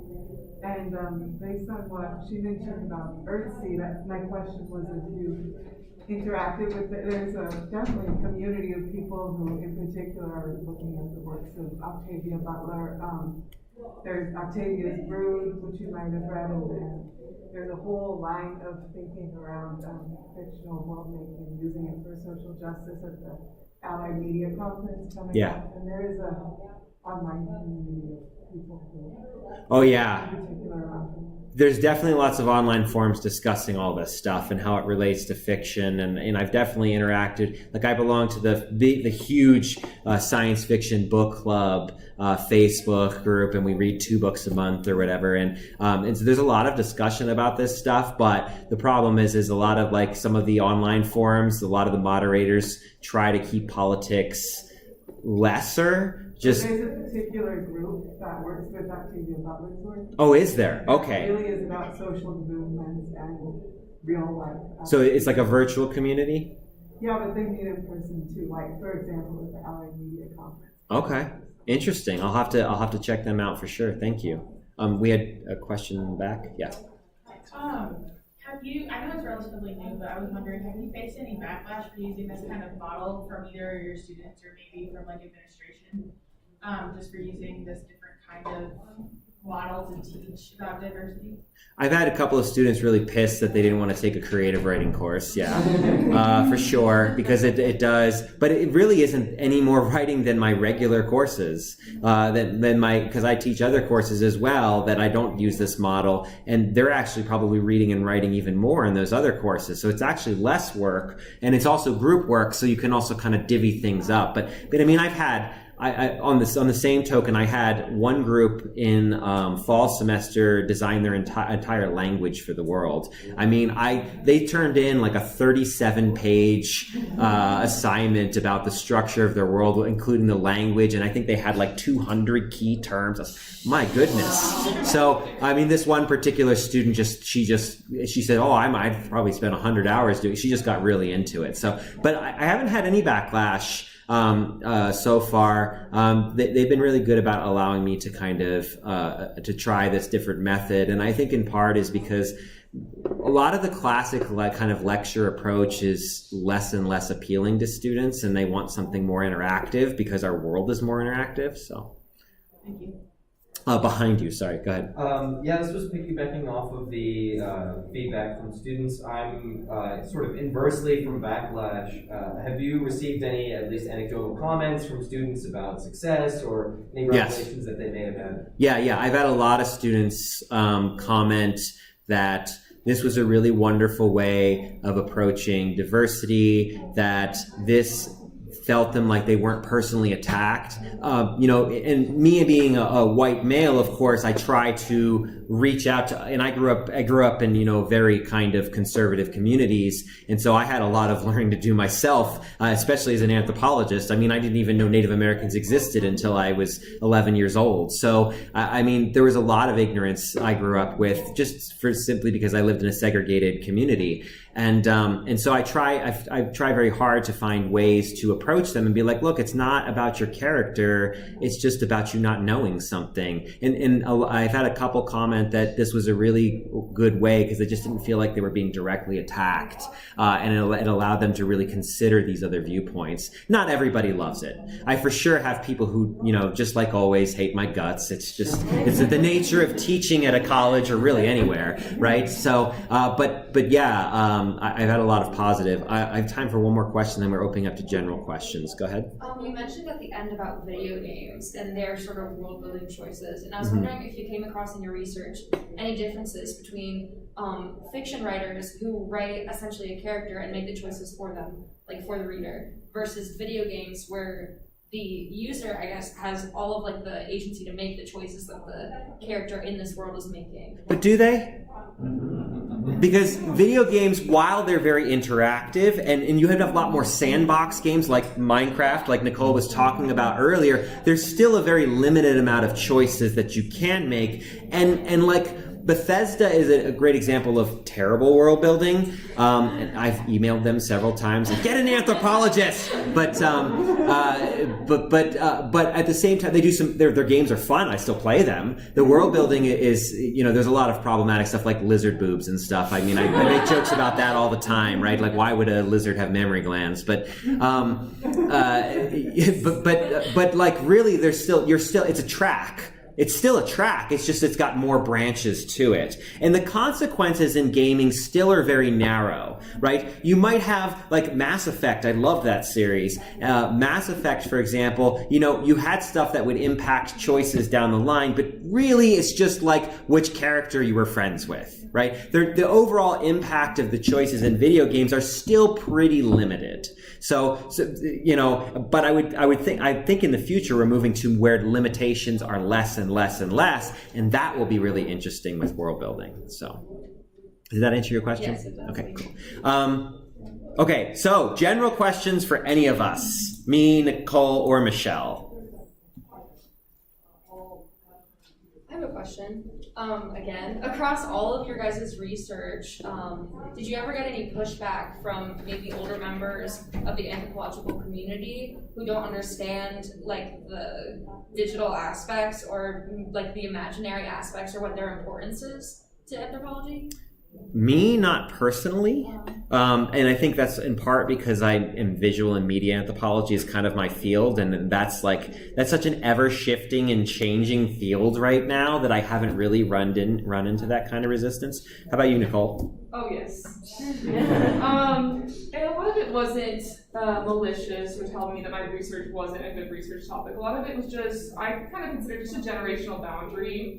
Because a lot of professors are much older than me, and so their verse in social media and the internet in general is not similar.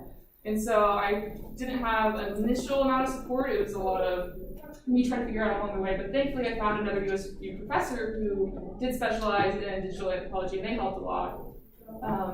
But it was really hard because when I was doing my research, I would love to go to grad school, and so I was hoping to use this as an opportunity to find someone who liked something like I did when I was looking up articles. And I would, every single one of my sources that was on Stan Twitter or online fan communities was not from the United States. And this was something where I wasn't sure if I was willing to go abroad at the time, just because it was a little scary to do that. And the only times I could find sources of people in the United States writing on this topic was if they were in a sociology or communications field. And that was a really upsetting thing for me as someone who loves anthropology and loves what we can do with it. I don't really understand why there's this delay and boundary, because I feel like this is such an emerging field and it's so important for us to take advantage of this while we can. Where meanwhile in America, we have it. In the UK, they've been doing it for 15 years already. So that was very, very frustrating in my research. How about you, Michelle? I've been really lucky. I've had a really positive reception. I work at an art and design university, so I'm one of the few anthropologists that's there. So I don't generally work within the anthropology community, unfortunately. But within the aging research community, the research has been well received because I work with what is considered within the aging community of researchers hard to reach populations. People can't really figure out how to work. I don't know why, because it just sort of has come naturally. I guess perhaps it's my training as an anthropologist, but people are very interested in how I'm able to access individuals that are considered hard to reach, and individuals who often don't take part in research. And if they do sign up, they don't stay in the research projects, right? So I think the arts-based approaches is a way to really engage people productively and keep them interested and have an element of fun to the research. I would also say that I found that when I was doing my master's research on a social justice theater troupe, there wasn't a whole lot of stuff that was anything like that. So I would just say to you, Nichole, like, keep pressing forward because you're doing something really interesting and amazing. So, don't, though the pushback is good too, because it does challenge us to ask other kinds of questions, but like, useful pushback, right? Not just like, this sucks, I don't like it, right? And that kind of stuff isn't helpful, but like, well, have you considered this particular critique? Because sometimes a lot of the like older theoretical stuff, like, I mean, Victor Turner, like, somehow applies to things like world building and fiction, right? And so sometimes these older ideas and stuff, we may, like, it's always a kind of a danger to say, well, this stuff is out of date. I mean, it was Kappefer who is just, Bruce Kappefer really writes about all the classic anthropologists, like, no, this one is Evans Pritchard is still useful. Victor Turner is still useful. So it can be really useful to kind of engage in those dialogues, even if they are kind of contentious sometimes.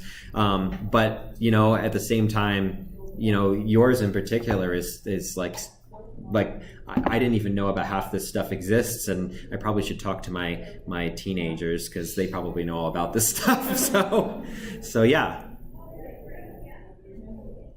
I'm seeing kind of this, it just popped in my mind, this thing of leaving the field that we talk about as anthropologists, like taking the tablets away, and for you, you have an account with 400 followers, so I'm just curious, doing that in ethnography, I had a similar issue with my Discord community I was in. How do you kind of navigate, like, leaving but also staying, because you're part of that, like, online community that is accessible through your laptop, through your phone? Yeah, and that one's a really hard one because the ethics of ethnography is not as well defined as the ethics of anthropology. A lot of that is just, it took a long time for us to establish ethics in normal anthropology, traditional anthropology, and so I think this will all come with time. But as I was doing, Sarah and Gadsden, who I referenced earlier on ethnography, gave some insight, but she mentioned how we can become insiders in these online communities, and at the same time, if an anthropologist is doing research on their own culture, you wouldn't ask them to ever leave that culture. And so I think in my conclusion that I came to was like, if I found joy in this fandom, which I did, and I made friends through this, it isn't painful. There's no reason for why I should leave. And if you find joy in this Discord community, maybe you're not engaging as a researcher anymore, but you can engage as a friend. And I don't see any personal conflict with that.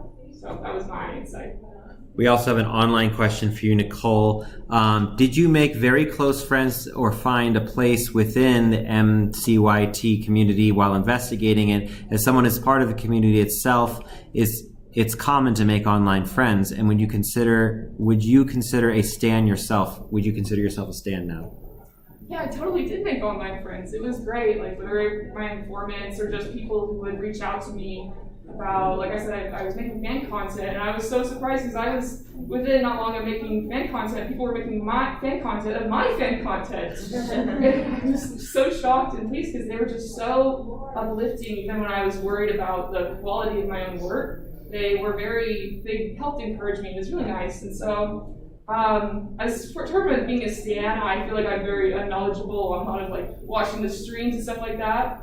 But I really enjoyed engaging with this community, and I hope to continue to, just because of the friends I made. So that answers your question. Yeah, and also I mean, when we talk about being ethnographers going out into the field, like when I've lived on reservations, you make friends and you keep in contact with those people. And, the digital world allows, I mean, so we always talk about isolation of digital world, but the other thing is that the digital world makes us have more intimacy with people. We have more direct connections and relationship. I mean, I can get a text from the other side of the world right now. So it's interesting because I think that's an interesting question too with ethnography is if you're doing digital research, and how does that relationship evolve over time? If you have such like an intimate, deep connection with somebody and you're just messaging each other back and forth or making fan art of fan art, right? I mean, so it really actually, that's like a whole nother field or another avenue to look at like the impact of ethnography because of digital relationships. So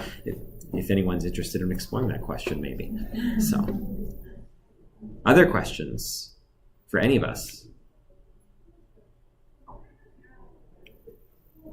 So my question was for Nichole. I was super fascinated by the focus of like specifically Minecraft, Twitter, and YouTube. Have you spent much time in the Tumblr sphere specifically? Because I was curious about when you use the word stand. I'm gonna out myself here. Yeah.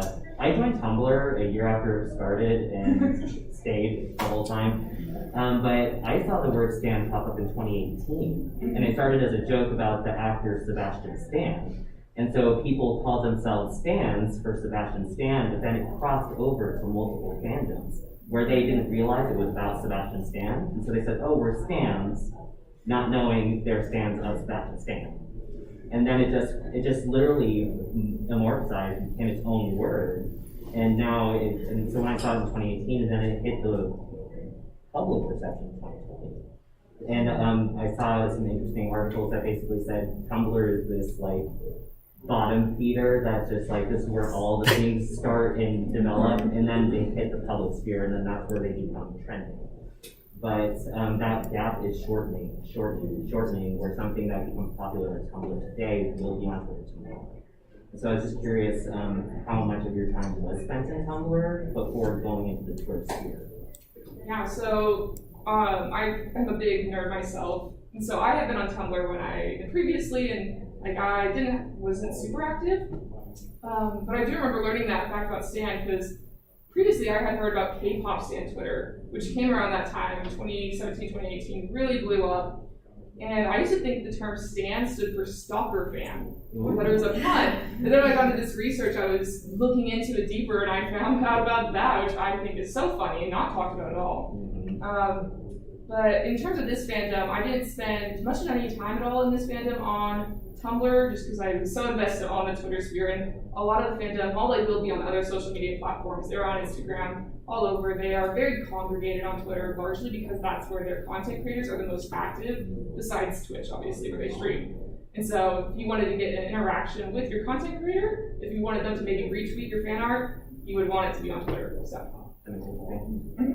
We have another online question. This one's for me. Let me just paraphrase this one really quick. So basically this person's asking, how do you respond to the comment, it's just fiction or it's just a TV show? I see this question asked a lot stated a lot with the anime community to other anime fans, especially women who bring up the problematic notions in anime, like how female characters have overly large breasts or unnecessarily sexualized, right? So I would respond to that like, oh, it's just a TV show or it's just a book, but like, we are a story. All we do is tell each other stories. Our anxiety, think about what anxiety is. It's a story we tell ourselves about the future that we're concerned about. And then, of course, our memory is a story. It's a story we're telling ourselves about the past. So we can't actually really separate stories from reality in any real concrete way. And reading fiction, watching fiction, playing fiction is a profoundly social act. I mean, people talk about being introverts. I'm an introvert, so I don't like people, but then they read, 100 books a year. It's like, you love people. You just don't you like to be more in control of your interaction than other people. Being an introvert is more about controlling the social dynamic, as opposed to an extrovert where they, like myself, we just throw ourselves into the social sphere, like, hey, everybody, but no, saying it's just a show or it's just this or just that, it underestimates. I mean, neurologically speaking, our brains can't tell the difference. And so we see these long-term portrayals, long-term representations of people on media, and it impacts our biases all the time, right? I mean, there's endless studies on, for example, what, fiction does, like, or even nonfiction, like police procedural shows, or, the show like Cops, and how that significantly contributes to racism in the real world. So, or watching the news every night, right? So all of these things impact our brain and our perceptions. And so I would think that saying it's just a story, or it's just a game, or it's just a movie, that's just another way of shutting down conversations. It's similar to kind of the I'm colorblind approach. So that's what I would say to that. Yes, go ahead. I have a question for all of you to maybe give us thinking points, because I'm really fascinated by your work in particular, Michael, on where you're recognizing that people are not wanting to be confronted with things like racism or social injustices that we really do need to talk about. And so how do you envision from each of your perspectives what you're doing with digital technologies that can actually help us think about ways we can disrupt systems of power and racism by incorporating more digital technologies in our work? Well, I think that's a lot of where the conflict is right now, because we have, for the first time in history, we don't have gatekeepers the way we used to. I mean, there's some degree of gatekeepers on social media with algorithms, and that's a different conversation with what people can see and what they can't. But like when something happens, it like a big event, it gets posted all over social media, and we do have to talk about it. Like we can't really avoid it. I mean, you can try, but it's all over. We're having these conversations on a daily basis, and I think that's really stressing people out, because it's really challenging the assumptions that they've had their whole life, and they're just feeling bombarded and attacked constantly. I mean, what was that study that came out a couple of years ago that talked about when your biases are significantly challenged neurologically, it's a similar response to flight or fight.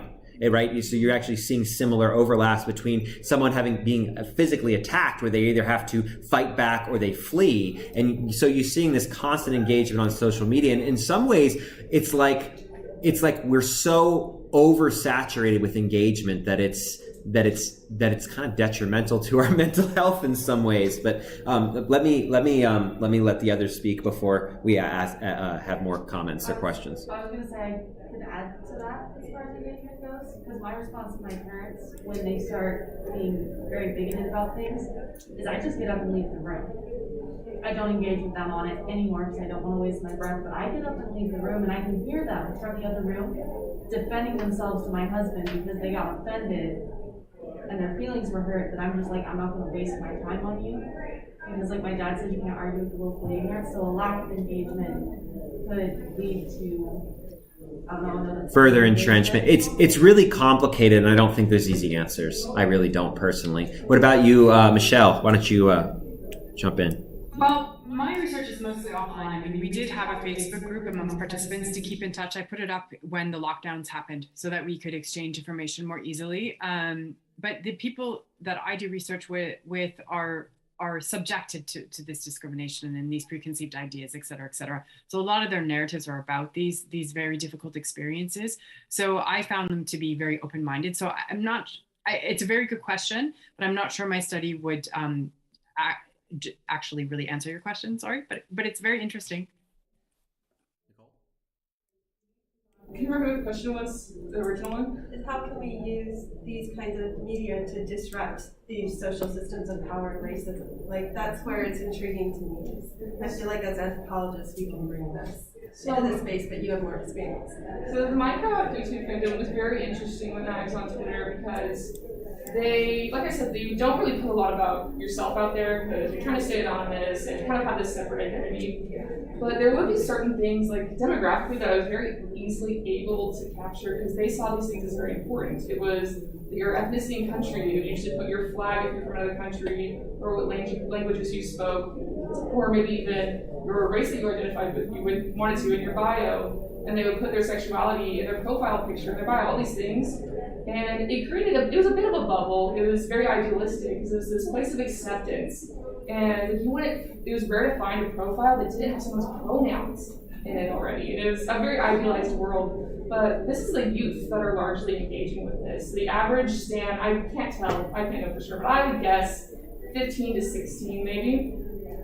And that's very promising for our future, because this is what they're doing in their youth. They're getting to interact with people all over the world, learning about experiences from people all over the world, and learning what they feel is important, which is acknowledging the differences that we have in our world, but learning to still become friends and connect over things like people we're fans of. And so that's from what I learned. We're actually out of time. We have several more online questions. I'm willing to stick around for a few minutes because next session has 30 minutes to start. If you guys are as well, but if you do need to leave, you're welcome to, of course, leave and head out and take a break. But yeah, I'm gonna keep filling these questions.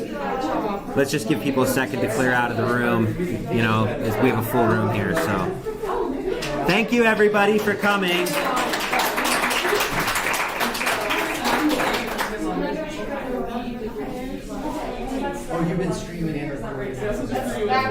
We're still streaming on YouTube, actually. Can I make a comment? Sure. I was just gonna say for Michelle, like one of the things I did in my development research. One of the things I did in my development research to kind of get my students to challenge those boundaries is they wrote pictures of what was important, like they drew pictures of what it looks like now, a probable future and an ideal future, and that challenge of what could that look like, and then push back a little bit, well, how do we get to that ideal? I was even thinking like that reflection exercise for your students, like how does that look like as a probable world, and what's the ideal world, how can we apply that to kind of move forward? Like it's lovely, people love to draw it, and they can use words if they want to describe it, or they can draw it in pictures, and I do it with Quechua in the middle of the Ecuadorian rainforest, and I get lovely maps, what we call mind maps in development, and it's a really good way to kind of challenge those perspectives. So I don't know, I was just going to throw that out as an idea. In the phase that we're doing now, we're doing the journey maps with participants, but then the last phase is to take these journey maps to policymakers and say what's possible. And I think that's a really good idea, because I'm going to hit a brick wall with, oh, we can't do that. But if I do that exercise first, I think that will open up the imagination. So thank you. Yeah. Just asking that like in a little bit different way can give us that idea. Plus, I want to take a training. Like, when are you teaching that Comic-Con training? I want to. Yes. I'm excited about this. Might be useful to do a virtual one. Yeah, to do a virtual one. So please. Yeah. Yeah, I would love your card, I guess. Okay. Actually, I was wondering, Michael, if I can get the title of your book. I put it in the chat, but you may not have noticed it. I put it in the Zoom chat. It's Build Better Worlds. Okay. Anthropology for game designers, fiction writers, and filmmakers, and you can find it on Amazon. And if you Great. Michael Kilman on Amazon, I pop up pretty easily too. So. Great. I think my students would like that a lot. Thank you. No problem. So looks like I have several questions here. Sorry, everyone online. It's a little hard because we're at a conference, a room full of people. Let's see. Jay, what do you think is the main difference between how people in the communities view themselves and how people view the outside view? That's a good question for Nichole. She's at the moment having a conversation with a couple of other people, unfortunately. She's got a line of people. Sorry, everyone. I can answer the other question, though. What do you think of people that write about or portray communities that are not part of, whether it's race, disability, or culture? So actually, we were having this conversation yesterday at another panel, and the fact is you have to write diversity. You can't not write diversity, but you have to do the research. You have to go and find, what are the issues that these communities face, what is their history, and also not stereotype, not essentialize. Remember that, for every person who's in a community, they can disagree with the entire community, right? And so, give people agency, we actually have a whole chapter in the book that talks, well, not a whole chapter, but a section of a chapter that talks about this in particular, about the fact that it's bad writing if you don't write diversely, because that's not the real world. That people have different inclinations and specialties and ideas, and so that gets into the whole conditions elements of the 3 C's. And so it's important. And so this idea that we should only write our own ethnicity is highly problematic, because that's just not how the world works. But we also must, it's a good idea if you're really going to write about another community to try and spend time with them if possible, or, do particular kinds of engagement. I mean, with the virtual world, there's all kinds of things you can find out and reach out to these communities and ask questions. I know when I was writing my science fiction series, The Chronicles of Great Migration, I do have a background in Middle Eastern studies, but I also wanted to get further commentary from friends who are Muslim, and so I reached out to them and asked for several books for recommendations to understand their particular experiences, and it was really helpful and insightful. So do the research. That's really it. Do the research. So, did you have something to say, Michelle? Yes, I just wanted to add, I completely agree, but also spending the time. So doing the field work, doing the participant observation, really, really getting to know your participants is important. And also going back to them with your initial analysis and saying, hey, did I get this right? right? Did I get this wrong? You know, what do you think? And then involving them in that process is really important. And I think also having a lens for particularism versus universalism, as you were saying, understanding the diversity within the diversity is a really important lens as well. Right, and also there's, nowadays we have sensitivity readers, that work in fiction, that work in game design, and all kinds of other individuals that you can send them a manuscript and be like, hey, is there anything I'm missing here? What am I not thinking about? What are the potential pitfalls? Am I essentializing anyone? Those kinds of things. So. The good representation. Can you clarify your question, Jay? Jay's asking, what do you think about the good representation argument? Do you think it helps? Can you clarify a little bit there? Nichole, you also have a question as well. You have a question. So let's jump back to Nicole's really quick. Jay asks, what do you think is the main difference between how people in these communities view themselves and how people outside of it view them? So that's a unique question. It varies. Most people don't know they exist, but there is a large community of what I mentioned a little bit, anti-stans, who are very hateful and negative. And I thought it was interesting. It could be a whole other research topic. Oh, yeah. It's so fascinating. But an anti-stan does exactly what a stan does in many ways. They have an anonymous account and all this stuff, and they will do what a fan does, like reply or retweet or quote retweet what a content creator posts, but it is always hateful. It is saying very horrible things. It is sometimes sending death threats, and they will also send this hatred towards these stans. And there's also a stigma against stan Twitters in general, but this kind of, they say like mom mentality, or they hate on how obsessed they are with this content creator, that they have almost like they act as if they have no agency, that they are brainwashed into liking this content creator, which I thought was very interesting and also very disheartening. And another research topic you can take into that is this idea of a lot of the people in this fandom are women or female identifying or maybe perceived as female. And because of that, there's a lot of stigma and talk online about how women aren't allowed to like anything. And anything that a woman likes is often demonized or seen as silly or stupid. And so I think that could also be playing into it, because a lot of the people who maybe even big content creators from a different platform will hate on MCYT fans. Yeah. And they're usually white males who are spreading this rhetoric of, oh, they're terrible brainwashed fans. Or incels and stuff as well. I'm sorry, online people, we're going to actually have to go because the next presentation is getting started. Perhaps we can host another conversation in the near future if you guys are interested. If you are, leave comments in YouTube that you want us to re-engage, and I'd be happy to have both Nichole and Michelle on anthropological inquiries, and we could talk more about this stuff as well. So thank you so much for every presentations, everyone, but we do have to leave. So have a great one. Thank you.